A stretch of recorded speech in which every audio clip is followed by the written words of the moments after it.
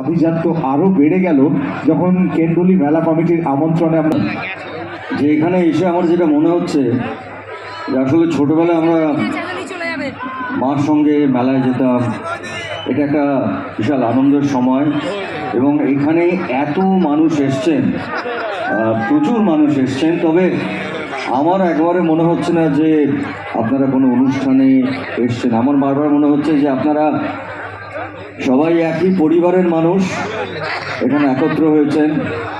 তো আমাকে আপনাদের পরিবারের একজন করে নেবেন তো? হ্যাঁ, হ্যালো, সাউন্ড একটু মনিটরটা দেবেন। হ্যাঁ, বন্ধুরা খুব ভালো ছিল একটু। হ্যাঁ, তো মানে আপনারা জানেন যে আমি গায়ক নই, আমি চেষ্টা করবো একটা গান গাওয়ার। ভুল ত্রুটি হলে মারধর করবেন না তো?